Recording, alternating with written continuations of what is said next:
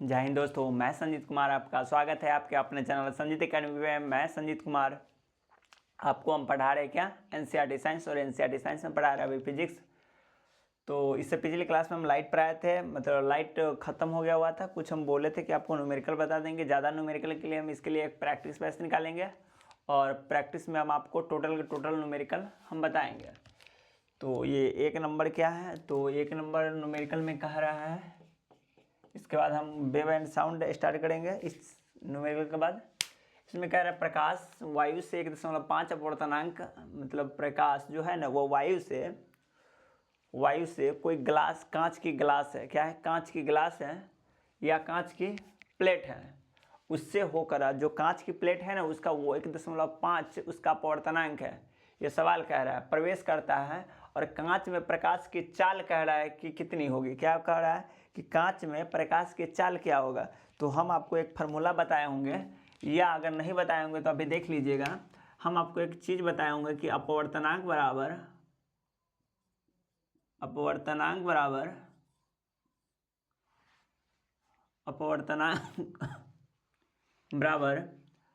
अपवर्तनांक को क्या चीज़ से सूचित करते हैं, तो म्यू से सूचित करते हैं। क्या चीज़ से करते हैं, तो म्यू से करते हैं। म्यू बराबर होता है निर्वात में प्रकाश की चाल। क्या है, निर्वात में प्रकाश की चाल, निर्वात में प्रकाश की चाल।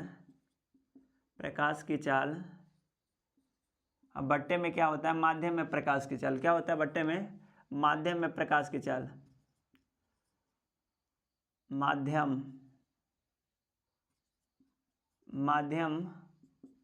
में प्रकाश की चाल। तो क्या हम आपको बताए हैं, हम आपको यही बताएं कि अपवर्तनांक बराबर होता है, जैसे अपवर्तनांक को म्यू से सूचित करते हैं। क्या करते हैं, अपवर्तनांक को म्यू से सूचित करते हैं, और म्यू इक्वल टू क्या होता है, तो म्यू इक्वल टू होता है निर्वात में प्रकाश की चाल और बट्टे माध्यम के में प्रकाश की चाल। ये माध्यम क्या होता है, तो माध्यम, निर्वात का मतलब होता है वैक्यूम, जहाँ पे कोई भी हवा हुआ कुछ नहीं है, मतलब वहाँ पे एकदम स्मूथली है। क्या है, वहाँ पे एकदम स्मूथली है, उसको क्या बोलेंगे, निर्वात बोलेंगे। ये माध्यम क्या होता है, तो माध्यम कहने का मतलब हवा हो गया, ग्लास हो गया, तारपीन का तेल हो गया, बर्फ हो गया। इस माध्यम से यदि प्रकाश को हम गुजारेंगे, या पानी हो गया, अगर हम प्रकाश को गुजारेंगे तो जिस माध्यम से गुजारेंगे उस माध्यम की प्रकाश की चाल के बारे में बात कर रहा है। तो क्या होगा, उसके थ्रू क्या अपवर्तनांक निकलता है। लेकिन हमारे सवाल में दे दिया हुआ है पहले से ही कि कांच का अपवर्तनांक कितना है, तो कांच का अपवर्तनांक दिया हुआ है 1.5 दिया हुआ है। क्या दिया हुआ है, 1.5 दिया हुआ है। निर्वात में प्रकाश की चाल, जैसे जो प्रकाश की चाल जेनुअल होता है, क्या होता है, 3 गुने, ये आपको याद होना चाहिए, 3 गुने 10 के पावर 8। ये क्या होता है, निर्वात में प्रकाश की चाल होता है। क्या होता है, निर्वात में प्रकाश की चाल होता है। अब बट्टे में क्या है, माध्यम में प्रकाश की चाल। क्या है, माध्यम में प्रकाश की चाल, माध्यम में प्रकाश की चाल, क्या है, माध्यम में प्रकाश की चाल। तो माध्यम में प्रकाश की चाल हमको निकालना है, और ऊपर में दिया हुआ है, तो इसको क्या करेंगे, इसको नीचे ले आएंगे, इसको ऊपर कर लेंगे। तो क्या होगा, माध्यम में प्रकाश की चाल, माध्यम में प्रकाश की चाल बराबर क्या होगा, 3 गुने 10 के पावर 8 हो जाएगा। बट्टे में क्या होगा, 1.5 होगा। इस दशमलव को हटाएंगे तो ऊपर में 10 से गुना करेंगे, 3 पचे 15 और 5 दूना 10, तो कितना हो गया, तो आपका आ गया क्या, 2 गुने 10 के पावर 8 हो गया। कितना हो गया, 2 गुने 10 के पावर 8 मीटर प्रति सेकेंड हो गया। कितना हो गया, मीटर प्रति सेकेंड हो गया। यह क्या हो गया, तो माध्यम में प्रकाश की चाल, अर्थात कांच में प्रकाश की चाल हो गया। क्या हो गया, तो यहाँ पे लिख लीजिएगा, माध्यम के बदले लिख लीजिएगा यहाँ पे क्या, कांच में प्रकाश की चाल। कांच में प्रकाश की चाल यहाँ भी आप दे सकते हैं, क्या, कांच में प्रकाश की चाल। चलिए, ये सवाल को आप बना लिए होइएगा। इसके बाद 2 नंबर सवाल है क्या, कि उत्तल दर्पण की फोकस दूरी ज्ञात करे। क्या कह रहा है, उत्तल दर्पण की फोकस दूरी ज्ञात करे जिसकी त्रिज्या दिया हुआ है। क्या है, जिसकी त्रिज्या यानी वक्रता त्रिज्या दिया हुआ है। तो चलिए, इसको बना लिए होइएगा। इसको हम हटाते हैं, नहीं बनाया होगा तो वीडियो रोक कर आप देख लीजिएगा।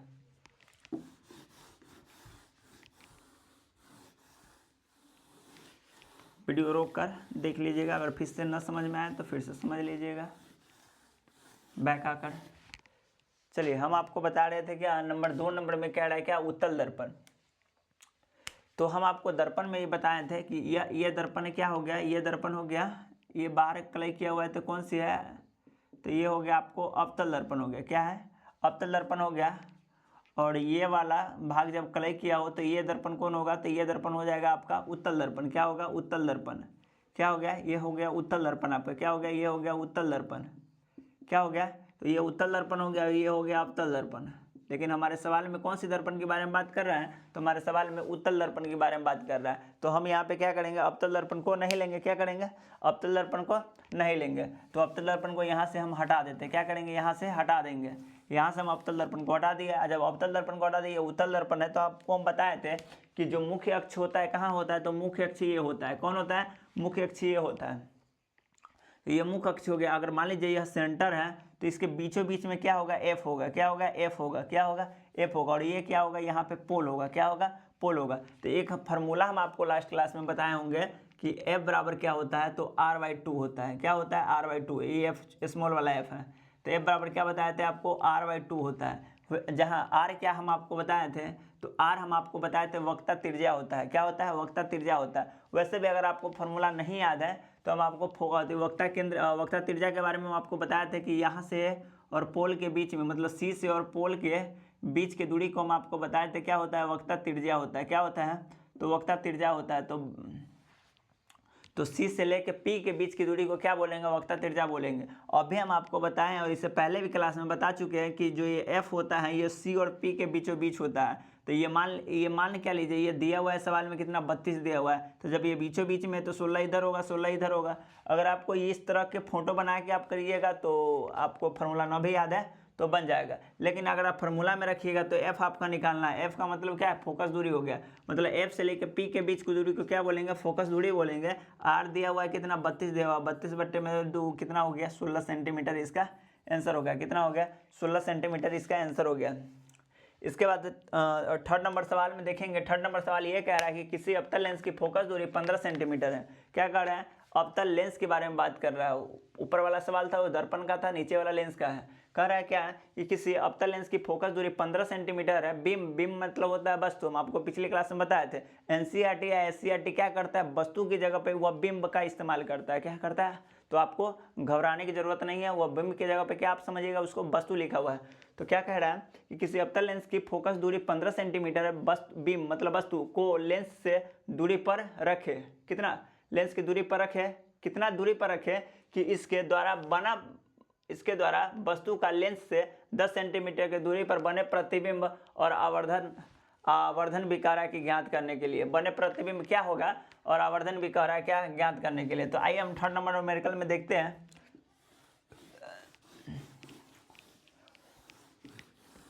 इसको आप बना लिए होइएगा, नहीं बनाए होइएगा तो वीडियो रोक कर लिख लीजिएगा। आइए हम थर्ड नंबर न्यूमेरिकल में हम देख रहे थे। थर्ड नंबर न्यूमेरिकल में क्या कह रहा है, तो थर्ड नंबर न्यूमेरिकल में आपको ये कह रहा है कि जैसे कि अगर मान लीजिए कि क्या है, कोई अवतल लेंस है। तो अवतल लेंस के क्या कह रहा है, फोकस दूरी। फोकस दूरी क्या हो जाएगा, तो माइनस में होगा। तो एफ एक लेंस में आपको हम एक फार्मूला बताए थे, 1/f बराबर होता है 1/v या -1/u होता है। यही अगर दर्पण रहेगा तो बीच में क्या हो जाता है, प्लस हो जाता है। यही दर्पण है तो क्या होगा, बीच में प्लस हो जाता है। लेकिन दर्पण नहीं है, लेंस है तो क्या होगा, माइनस होगा। तो यहाँ पे एफ बराबर क्या है, 15 दिया हुआ है। तो एफ मतलब फोकस दूरी क्या होगा, इस साइड होगा तो निगेटिव होगा, मतलब 15 सेंटीमीटर -15 सेंटीमीटर होगा। ठीक है, दूरी कभी भी निगेटिव में नहीं होता है। इस चीज़ को हम भी जानते हैं और आप भी जानते हैं कि दूरी कभी निगेटिव में नहीं होता। लेकिन कह रहा है जब फोकस कहने का मतलब क्या हो गया कि जो लेफ्ट साइड होगा, मतलब लेंस से लेफ्ट साइड में वो कितना होगा, -15 सेंटीमीटर। वही कह रहा है कि बीम को लेंस की दूरी पर रखने के द्वारा बिंब का लेंस से 10 सेंटीमीटर की दूरी पर प्रतिबिंब बने और आवर्धक ज्ञात करे। क्या करे, आवर्धक ज्ञात करे। तो इसे क्या, प्रतिबिंब मतलब भी का भी मान दे दिया हुआ है। कितना दिया हुआ है, और आप एक चीज़ देखे हुई है कि अवतल लेंस में जो भी प्रतिबिंब बनता है वो कहाँ बनता है, लेफ्ट साइड में बनता है। कहाँ बनता है, लेफ्ट साइड में बनता है। तो देखिए लेफ्ट साइड में तो वस्तु का प्रतिबिंब कितना हो गया, -10 हो गया। कितना हो गया, -10 हो गया। हमको क्या करा है, कितने दूरी पर रखा है, बीम यानी वस्तु को लेंस की दूरी पर रखे कि इसके द्वारा बने प्रतिबिंब 10 सेंटीमीटर। तो ये हमको यू कह रहा है निकालने के लिए। क्या कह रहा है हमको, यू यानी आरंभिक दूरी हमको कह रहा है निकालने के लिए, मतलब वस्तु का दूरी कह रहा है निकालने के लिए। तो इस फार्मूले पे हम रख देंगे। इस फार्मूला पे रखेंगे तो इसको क्या है, तो 1/f एफ का मान कितना है -15, तो -15 दे दिए बराबर 1 में भी है, तो भी का मान कितना है, तो भी का मान है 10 है, तो -10 दे दिया, -1/u हो गया। इस 10 को इधर लाएंगे तो -1/15 हो गया, ये माइनस इधर आएगा तो प्लस हो जाएगा, 1/10 हो जाएगा बराबर -1/u हो जाएगा। ठीक है, उसके बाद हम देखेंगे क्या, यहाँ पे 15 है, क्या है यहाँ पे 15 है, तो दोनों का एलसीएम ले लेंगे, तो 15 का कितना आ जाएगा 30 आ जाएगा, तो 15 दूना 30, तो -2 हो जाएगा, प्लस में 10 तिया 30 3 हो जाएगा। ठीक है, 1/-1/u हो जाएगा, कितना होगा 1/u हो जाएगा। उसके बाद 1 हो जाएगा, 1/30 होगा, क्या हो जाएगा 1/30 हो जाएगा। लेकिन इधर क्या है -1/u है, तो इसका u का मान कितना आ जाएगा, तो u का मान आ जाएगा -13। क्या होगा, u का मान आ जाएगा -30। -30 ये दिखाता है कि वस्तु जो है ना वो लेफ्ट साइड में रखा हुआ है, माइनस दिखाता है क्या, लेफ्ट साइड में रखा हुआ है, क्या है वस्तु लेफ्ट साइड में रखा है यानी। उसके बाद आप एक चीज़ और इसमें देख सकते हैं, क्या देख सकते हैं इसमें, तो आप यहाँ पे u हो गया, तो यहाँ पे क्या लिखिएगा, स्टार लगा के नीचे लिखिएगा कि जो दूरी होता है ना वो निगेटिव होता है, क्या, तो यहाँ पे माइनस आ गई, तो माइनस तो इसके अनुसार है, लेकिन जो दूरी होता है वो हमेशा पॉजिटिव होता है, तो लिखिएगा दूरी हमेशा पॉजिटिव होता है, दूरी हमेशा, डिस्टेंस ऑलवेज पॉजिटिव, दूरी हमेशा पॉजिटिव होता है, यहाँ पे नीचे लिख दीजिएगा। ठीक है, और यहाँ पे ये लिखिएगा माइनस चिन्ह दिखाता है कि ये वास्तविक प्रतिबिंब बनना है, किस तरह का बनना है, तो वास्तविक बनना है। चलिए इसको आप बना लिए होइएगा। अब इसके बाद हम एक चैप्टर स्टार्ट कर रहे हैं, वेव एंड साउंड। क्या स्टार्ट करेंगे, वेव एंड साउंड,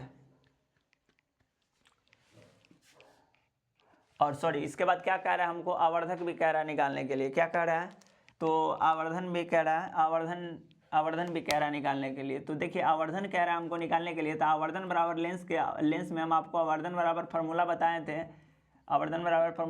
कि v/u होता है, वही हम दर्पण में आपको बताए थे कि -v/u होता है। ठीक है, तो यहाँ पे क्या है v/u है, तो v मेरा कितना है, तो देखिए v आपको कितना दिया हुआ है, तो v दिया हुआ है -10, और u कितना दिया हुआ है, तो u आया मेरा -30, आने के लिए -30 ही आया है, भले हम दूरी को निगेटिव में नहीं लेते इसलिए हम बोले। ठीक है, तो ये क्या हो गया, पॉजिटिव हो गया, ये 0 से 0 कट गया, माइनस से माइनस कट गया, और 1/3 हो गया, 1/3 अर्थात क्या हो गया, प्लस में होगा 0.33 इसका आंसर हो जाएगा। ठीक है, इसका 0.33 आंसर हो जाएगा।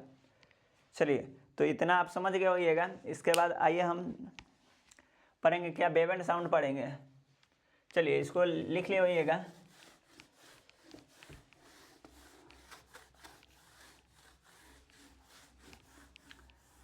जब प्रैक्टिस बस चलेगी तो उसमें हम आपको न्यूमेरिकल करवा देंगे। ठीक है, अभी एनसीईआरटी हम पूरा कंप्लीट कर लेते हैं।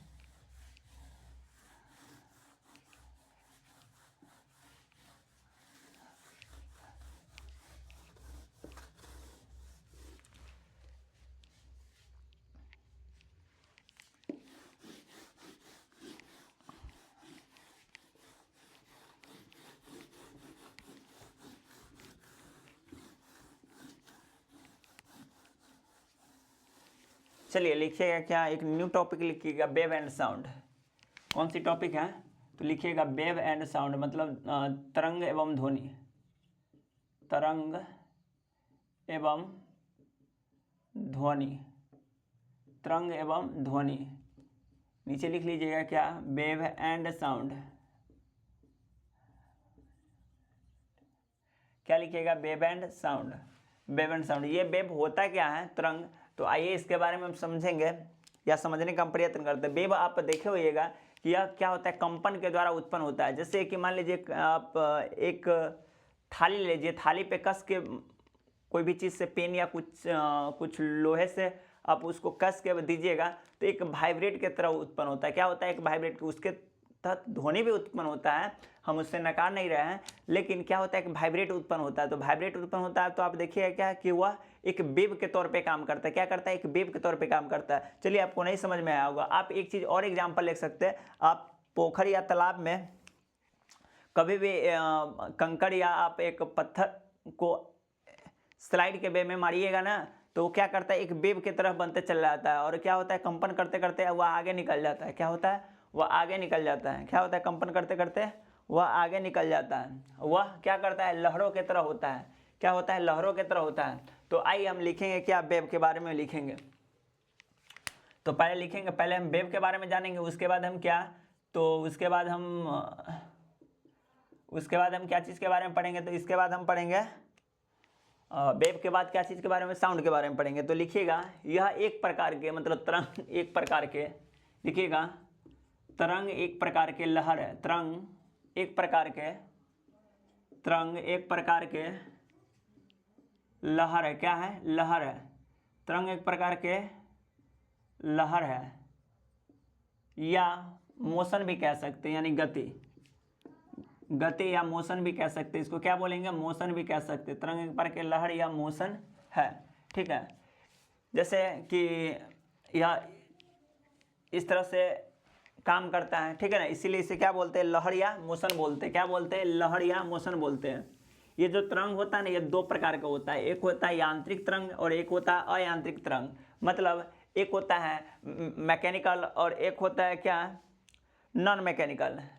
एक होता है मैकेनिकल और एक होता है नॉन मैकेनिकल। तो लिखिएगा there are two type of wave, यानी कि तरंग जो होता है दो प्रकार का होता है। तो स्टार लगा के लिखिएगा तरंग दो प्रकार का होता है। क्या लगाइएगा, स्टार लगा के लिखिएगा तरंग दो प्रकार का होता है, दो प्रकार का होता है। एक होता है मैकेनिकल, एक होता है नॉन मैकेनिकल। तरंग दो प्रकार के होता है, तरंग दो प्रकार का होता है। एक में लिखिएगा यांत्रिक तरंग, यांत्रिक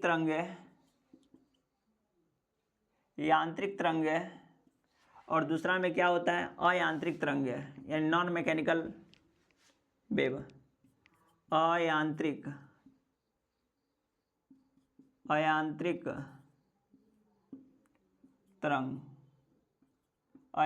तरंग है, जिसे इसको क्या बोलेंगे, यांत्रिक तरंग में क्या हो जाएगा, तो यह ठोस, द्रव्य एवं गैस, क्या होता है, यह ठोस, द्रव्य एवं गैस तीनों माध्यम से गुजरता है। वह क्या होता है, उसके लिए माध्यम की आवश्यकता नहीं होती है। लिखिएगा इसमें, इसके लिए माध्यम की आवश्यकता होती है। यांत्रिक तरंग के लिए माध्यम की आवश्यकता होती है, इसके लिए माध्यम की आवश्यकता होती है, माध्यम की आवश्यकता होती है। क्या होती है, आवश्यकता होती है, बट इसके लिए कोई माध्यम की आवश्यकता नहीं होती है, इसके लिए माध्यम की आवश्यकता नहीं होती है। जैसे मैकेनिकल कह रहे हैं, मैग्नेटिक वेव हो गया, तो इसके लिए माध्यम की आवश्यकता नहीं होती, इसके लिए माध्यम की आवश्यकता नहीं होता है। इसके लिए क्या होता है, माध्यम की आवश्यकता नहीं होता है, इसके लिए माध्यम की आवश्यकता नहीं होता है। इसके एग्जाम्पल में लिखिएगा, यह ठोस एवं द्रव गैस तीनों से होकर जा सकता है। यह ठोस, द्रव्य, गैस से गुजरता है। क्या करता है, यह ठोस, द्रव्य, गैस से गुजरता है।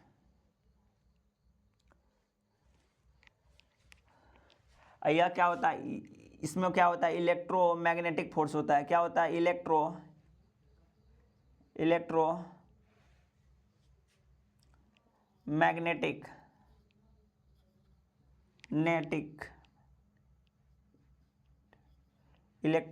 क्या लिखिएगा,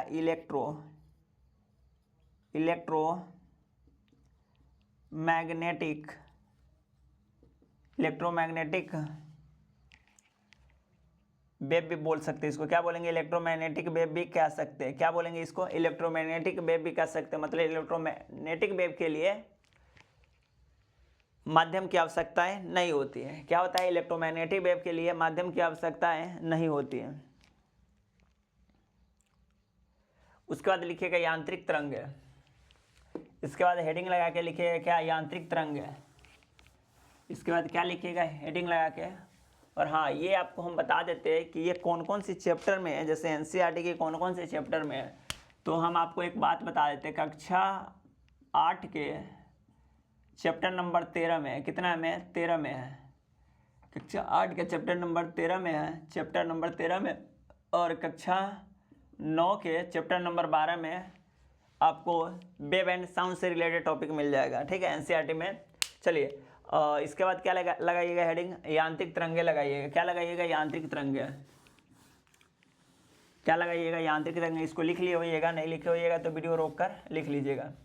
आइए हम अब यांत्रिक तरंग समझने का प्रयत्न करते हैं। जैसे यांत्रिक तरंग हो गया, क्या लिखेंगे? यांत्रिक तरंगे मतलब मैकेनिकल वेव, यांत्रिक तरंग। यांत्रिक तरंग ये क्या होता है? ये भी दो प्रकार का होता है, एक होता है अनुप्रस्थ और एक होता है अनुदैर्ध्य। क्या होता है? तो लिखिएगा, यह भी दो प्रकार का होता है, लिखिएगा यह भी, या यांत्रिक तरंग दो प्रकार का होता है, यह भी दो प्रकार का होता है, दो प्रकार के होता है, यह भी दो प्रकार के होता है। एक में लिखिएगा, एक नंबर में लिखिएगा क्या? अनुप्रस्थ तरंग, जिसको क्या बोलेंगे? अनुप्रस्थ तरंग को बोलते हैं अनुप्रस्थ तरंग। और ट्रांसवर्स वेव होता है, क्या होता है? ट्रांसवर्स वेव होता है। और अनुदैर्ध्य को क्या बोलते हैं? लैंगिट्यूडनल वेव। तो क्या है? अनुप्रस्थ, अनुप्रस्थ तरंगे, अनुप्रस्थ तरंगे। और 2 नंबर में क्या है? अनुदैर्ध्य, अनुदैर्ध्य तरंगे, अनुदैर्ध्य तरंगे। क्या है? अनुदैर्ध्य तरंगे हो गया। क्या हो गया? अनुदैर्ध्य तरंगे। तो आप 1 नंबर में आप लिखिएगा, ये अनुप्रस्थ तरंगे के बारे में लिखेंगे। क्या लिखेंगे? 1 नंबर में लिखिएगा अनुप्रस्थ तरंगे के बारे में लिखिएगा। चलिए इसको हम हटा देते हैं। अनुप्रस्थ तरंगे के बारे में हम समझने का प्रयत्न करेंगे। ये अनुप्रस्थ तरंग जो होता है ना, ये जब भी आपके एग्जाम में कोई सवाल आएगा, जैसे अनुप्रस्थ या अनुदैर्ध्य से रिलेटेड में, तो आप वहाँ पे कन्फ्यूज हो जाते होइएगा। क्या होते होइएगा? कन्फ्यूज होते होइएगा। लेकिन आज के बाद आपको कन्फ्यूज होने की कोई ज़रूरत नहीं है। आप एकदम सटीक से और इसको बस देखा कीजिए। कभी भी कोई एग्जाम में आएगा अनुदैर्ध्य या अनुप्रस्थ कोई भी रिलेटेड प्रश्न, तो आप उसको आराम से टिक लगा दीजिएगा। देखिए होता क्या है? अनुप्रस्थ तरंग है, यह अनुप्रस्थ तरंग है। यह केवल क्या चीज़ में होता है? तो यह केवल ठोस में होता है। क्या होता है? अनुप्रस्थ तरंग जो होता है वह केवल ठोस में होता है। यह जल के ऊपरी सतहों में होता है। क्या होता है? यह केवल ठोस एवं जल के ऊपरी सतह में होता है। कहाँ होता है? जल के ऊपरी सतह, जल के ऊपरी सतह में होता है। कहाँ होता है? जल के ऊपरी सतह में होता है। अनुप्रस्थ तरंग जो होता है वह जल के ऊपरी सतह में होगा, नहीं तो ठोस में होगा। कहाँ होगा? अनुप्रस्थ तरंग होगा जो जल के ऊपरी सतह, नहीं तो ठोस में होगा। अनुप्रस्थ तरंग का जैसे कि किस तरह से होता है, तो ये देखिए, अनुप्रस्थ तरंग इस तरह से होता है, इस तरह से अनुप्रस्थ तरंग होता है। क्या होता है? इस तरह से अनुप्रस्थ तरंग होता है। अनुप्रस्थ तरंग में जो इस वाले भाग है, इस वाले भाग को क्या बोलते हैं? गर्त बोलते हैं। क्या बोलते हैं? गर्त मतलब गहरा, मतलब गर्त। इस वाले भाग को श्रृंग बोलते हैं। क्या है? श्रृंग, श्रृंग बोलते हैं, श्रृंग। ऊपर वाले भाग को क्या बोलेंगे? फोटो बना लीजिएगा इसके नीचे। अनुप्रस्थ तरंग अभी भी हम आपको बता रहे हैं, यह केवल ठोस में होता है एवं जल के ऊपरी सतह में होता है। यह केवल ठोस होता है एवं जल के ऊपरी सतहों में होता है। तो जल के ऊपरी सतहों में जैसे कि मान लीजिए पानी हो गया, उसके ऊपरी सतह में क्या होगा? अनुप्रस्थ तरंग होगा। लेकिन जो अनुदैर्ध्य होता है वह ठोस, द्रव्य और गैस तीनों में होता है। फिर देख लीजिएगा, कन्फ्यूजन होने की जरूरत नहीं है। हम आपको प्रश्न करवाएंगे, वहाँ पे हम आपको बताएंगे कि केवल यह ठोस में होता है। कौन? अनुप्रस्थ तरंग केवल ठोस एवं जल के ऊपरी सतह में होता है, जबकि वह ठोस एवं द्रव्य एवं गैस तीनों में होता है। नीचे वाले भाग को क्या ऊपर वाले भाग को क्या बोलेंगे? श्रृंग बोलते। क्या बोलेंगे? ऊपर वाले भाग को श्रृंग बोलेंगे। इसके बाद लिखिएगा क्या? अनुदैर्ध्य तरंग बोलिएगा, लिखिएगा। क्या लिखिएगा? अनुदैर्ध्य तरंग। इसको लिख लिए होइएगा।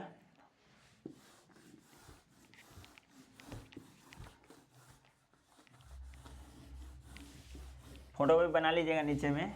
ऊपर वाले भाग को क्या बोलते हैं? श्रृंग। और नीचे वाले भाग को क्या बोलते हैं? गर्त बोलते हैं। नीचे वाले भाग को क्या बोलते हैं? तो गर्त बोलते हैं। तो आइए हम इसके बाद सेकेंड नंबर में पढ़ेंगे। तो सेकेंड नंबर में हम आपके ये पढ़ेंगे अनुदैर्ध्य तरंग।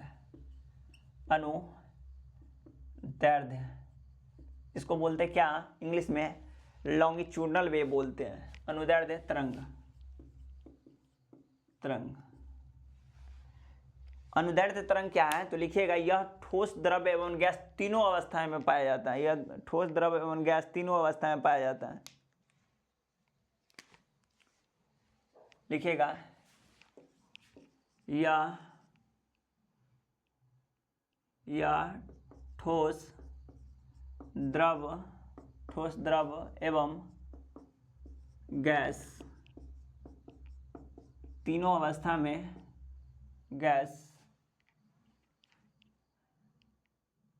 ठोस, द्रव्य, गैस अवस्था में पाया जाता है। अर्थात सभी अवस्था में पाया जाता है। अर्थात सभी अवस्था में पाया जाता है। सभी अवस्था में मौजूद रहता है। उसके बाद एक चीज़ स्टार लगा के लिखिएगा कि जो अनुदैर्ध्य तरंग का कण जो होता है संकुचित होता है। क्या होता है? अनुदैर्ध्य तरंगों के कण संकुचित दिशा, क्या लिखिएगा? अनुदैर्ध्य तरंगों के कण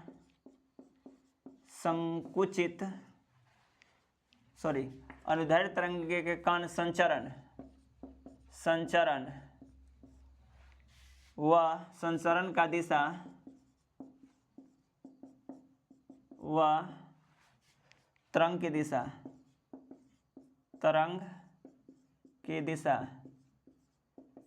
दिशा क्या होता है? समान होता है। क्या होता है? समान होता है। ये जो अनुदैर्ध्य तरंग है इसमें दो तरह की अवस्थाएं मौजूद होती हैं। तो नोट में लिखिएगा अनुदैर्ध्य तरंग जो होता है वह संपीड़न और विरलन की स्थिति उत्पन्न करता है। तो लिखिएगा अनुदैर्ध्य तरंग, और ये संपीड़न और विरलन क्या होता है हम आपको बताते हैं। अनुदैर्ध्य तरंग में संपीड़न और विरलन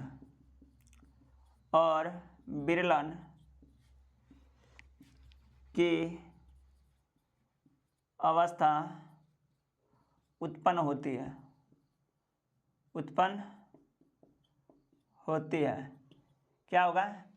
यह संपीड़न और विरलन की अवस्थाएं यह उत्पन्न करता है। अब ये संपीड़न क्या होता है, विरलन क्या होता है, ऊपर का आप लिख लिए हो। यह पार्ट ऊपर को हटाते हैं और फोटो हम बनाते हैं कि संपीड़न क्या होता है, विरलन क्या होता है, आपको हम समझाते हैं। इसको आप लिख लिए होइएगा।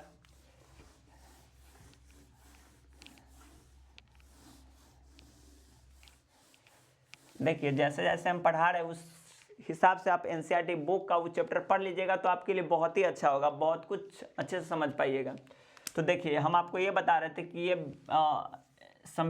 विरलन किस तरह से होता है और संपीड़न किस तरह से होता है। तो आप स्प्रिंग को देखे होइएगा। क्या चीज़? स्प्रिंग को देखे होइएगा। अब बचपन में जो पेन में स्प्रिंग लगा हुआ रहता है तो पेन खत्म होने के बाद हम लोग क्या करते थे? उसको लमराते थे। क्या करते थे? उसको लमराते थे। तो कुछ भाग लमर जाता था, कुछ भाग कॉर्नर पे क्या होता था? सुकड़ा हुआ रहता था। क्या रहता है? सुकड़ा हुआ रहता था। तो उसी स्प्रिंग के हम बारे में बात कर रहे हैं कि देखिए होता क्या है दरअसल में, ये इस तरह का स्प्रिंग होता है।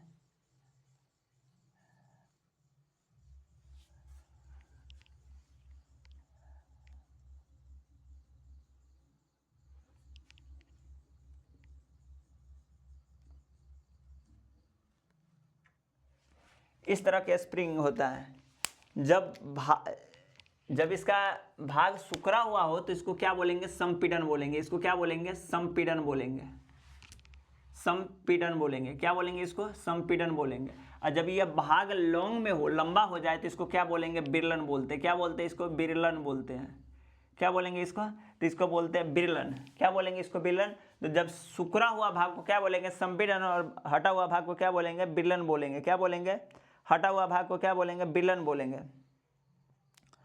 अब हम कल की क्लास में ये पढ़ेंगे कि मानव जो है वह ध्वनि उत्पन्न कैसे करता है। क्या है? मानव ध्वनि उत्पन्न कैसे करता है, तो इसके बारे में पढ़ेंगे। दरअसल में होता क्या है मानव में कि एक स्वर तंत्र होता है, स्वर तंत्र होता है गले के पास में। वह क्या करता है? वाइब्रेट करता है। जब ये वाइब्रेट करता है तो क्या होता है? हमारे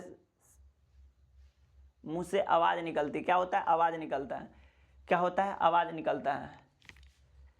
चलिए आज के लिए इतना ही, फिर हम आपसे नेक्स्ट वीडियो में मुलाकात करेंगे, उसके बारे में ध्वनि के बारे में पढ़ेंगे। तो आप एनसीईआरटी बुक में चैप्टर कक्षा 8 के चैप्टर नंबर 13 और कक्षा 9 के चैप्टर नंबर 12 में आप देखिएगा, उसको पढ़िएगा। और आपको सेशन अगर अच्छा लग रहा हो तो आप दोस्तों के साथ शेयर भी कीजिएगा। चलिए, जय हिंद।